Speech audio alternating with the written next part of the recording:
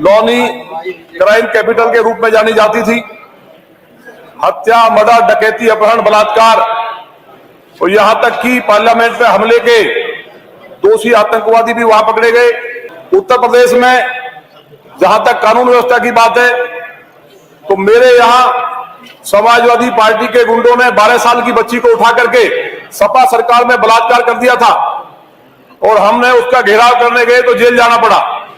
खुलेआम गाय काट दी जाती थी, हत्या, डकैती, मर्डर होते थे, विरोध करते थे तो दर्जनों बार दर्जनों मुकदमे हमारे ऊपर लगाए गए।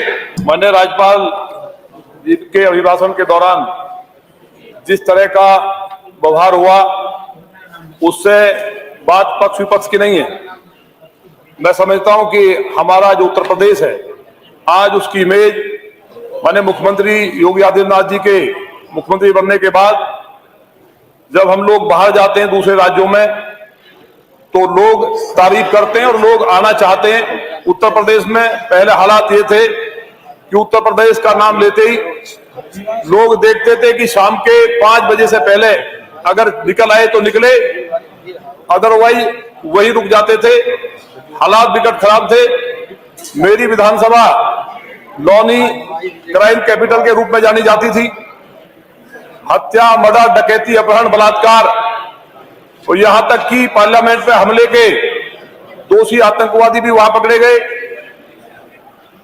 आज देश के अंदर, देश में यशस्वी प्रधानमंत्री माननीय मोदी जी के आने के बाद जिस तरह से माननीय रक्षा मंत्री राजनाथ जी के प्रयास से सीमाएं मजबूत हुई और माननीय गृह मंत्री अमित शाह जी के जो दृढ़ नेतृत्व के कारण कश्मीर जैसी भारत की समस्या जिसको लेकर के भारत का हजारों करोड़ खर्च होता था वो सारी चीजें जो लाइन अप हुई, आज देश के अंदर एक बहुत शानदार माहौल है। उत्तर प्रदेश में जहां तक कानून व्यवस्था की बात है तो मेरे यहां समाजवादी पार्टी के गुंडों ने 12 साल की बच्ची को उठा करके सपा सरकार में बलात्कार कर दिया था और हमने उसका घेराव करने गए तो जेल जाना पड़ा। खुलेआम गाय काट दी जाती थी, हत्या, डकैती, मर्डर होते थे, विरोध करते थे तो दर्जनों बार दर्जनों मुकदमे हमारे ऊपर लगाए गए। कानून के हालत थे क्योंकि मेरी विधानसभा बिल्कुल दिल्ली से सटी हुई है, कई कॉलोनियां दिल्ली के अंदर हैं और उधर हरियाणा से सटी हुई है। तो यहां हालात इतने खराब थे कि बॉर्डर होने के बावजूद समाजवादी पार्टी की सरकार में 452 करोड़ का घोटाला, पश्चिम के साथी बैठे हैं, 452 करोड़ का घोटाला जो दिल्ली सहारनपुर रोड है उसमें हुआ, उसके पिलर आज भी मेरी विधानसभा में गवाह है। गड्ढे गहरे गहरे, 16 लाख की आबादी होने के बावजूद एक भी पूरी विधानसभा में 12वीं का सरकारी स्कूल नहीं था, एक भी डिग्री कॉलेज तो दूर की बात, कोई हॉस्पिटल नहीं था। सबसे पिछड़ी विधानसभा थी। माननीय योगी जी के मुख्यमंत्री बनने के बाद आज 2 इंटरमीडिएट कॉलेज कंप्लीट हुए, ITI कंप्लीट हुई, डिग्री कॉलेज तेजी से निर्माण चल रहा है और सड़कों का जाल बिछा और लौनी भी लगने लगी कि अब हम भी दिल्ली जैसे हुए हैं। लेकिन मेरी विधानसभा क्योंकि समाजवादी पार्टी की सरकार में नगर पालिका में ही 300 करोड़ का घोटाला हुआ और वो प्रमाणित किया और उस पर जांच चल रही है 5 साल से। वो जांच भी अद्भुत चल रही है, पता नहीं कब पूरी होगी। हालांकि माननीय मुख्यमंत्री जी ने आदेश दिए कि वो गिरफ्तारी की जाए और कार्रवाई हो।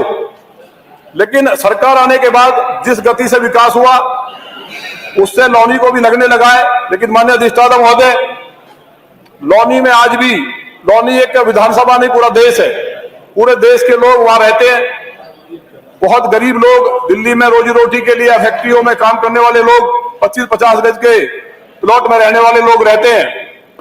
मेरा आपसे निवेदन है कि कम से कम 1000 करोड़ का पैकेज लौनी के विधानसभा के विकास के लिए, नगर पालिका क्योंकि 80% आबादी है उसके चहुमुखी विकास के लिए और जल निकासी, वाटर लॉगिंग बहुत बड़ी समस्या है, उसके लिए दिया जाना जरूरी है। जिससे कि क्योंकि जैसे ही एंट्री यूपी का प्रवेश द्वार लौनी है तो लौनी खूबसूरत दिखाई देगी तो उससे उत्तर प्रदेश का भी मान बढ़ेगा। पिछली सरकार में हालात विकट खराब थे और हम तो राजनीति में आने का कारण ही यह था कि वहां खुलेआम गाय कटती थी, कोई बोलता नहीं था। मैंने एक गुप्ता जी ने सूचना दी गाय काटने वालों की, हम उसका विरोध करने गए तो गाय काटने वाले छोड़ दिए। सपा सरकार में हमें गिरफ्तार कर लिया, हमें जेल जाना पड़ा, आज तक मुकदमा चल रहा है। तो कानून व्यवस्था के हालात इतने बेहद खराब थे। अब मेरा आपसे विनम्र निवेदन है कि लौनी में माननीय योगी जी की सरकार आने के बाद मेट्रो आई है, लेकिन उसका विस्तार किया जाए। उत्तर प्रदेश की सबसे बड़ी यूपीएसआईडीसी के द्वारा एक बहुत बड़ी योजना वहां चल रही है, उसको भी फायदा होगा। आवास विकास की योजना भी है लौनी में, क्योंकि सहारनपुर तक के सारा ट्रैफिक इधर आता है दिल्ली के लिए। मैंने प्रधानमंत्री जी के आशीर्वाद से एलिवेटेड रोड बना है देहरादून के लिए, लेकिन उसका बाईपास बनना बहुत जरूरी है, जिससे कि जाम से मुक्ति हो। एक डिग्री कॉलेज सिंचाई विभाग की जमीन है चरौली गांव में, वहां बन जाए। अदरवाइज वहां भूमाफिया पहले कब्जा करने का प्रयास किया, उसे रोका गया है। एक मेडिकल कॉलेज बागपत में भी नहीं है और गाजियाबाद में भी नहीं है। हमारे पास लैंड है बिल्कुल बागपत के बॉर्डर पे, मीरपुर गांव में, मैंने पहले ही प्रस्ताव दिया था, उसका बनना बहुत जरूरी है। पानी की बहुत बड़ी समस्या है, तो गंगा जल वहां से क्योंकि दिल्ली के लिए सप्लाई होता है, तो लौनी को भी प्रस्ताव सरकार की तरफ से बन रहा है, उसमें कुछ तेजी आ जाए जिससे लोगों के पानी की समस्या हल हो सके। इसके साथ साथ लौनी को तहसील घोषित हुई, लेकिन बिल्डिंग नहीं है, उसकी बिल्डिंग बनना बहुत जरूरी है। और सबसे बड़ी हो गया, नंदू जी हो गया। माननीय महोदय, एक मिनट पूरी कर रहा हूं अपनी बात।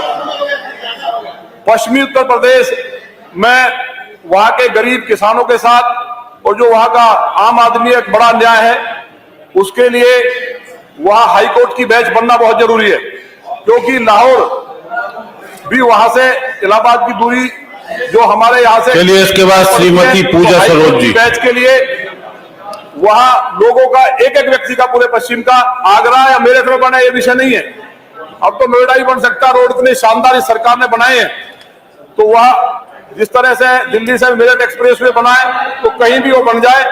आपने मुझे बोलने का मौका दिया, मैं आपका बहुत बहुत धन्यवाद करता हूं और सभी सदस्यों का मैं शीश झुका के अभिनंदन करता हूं। बहुत बहुत धन्यवाद।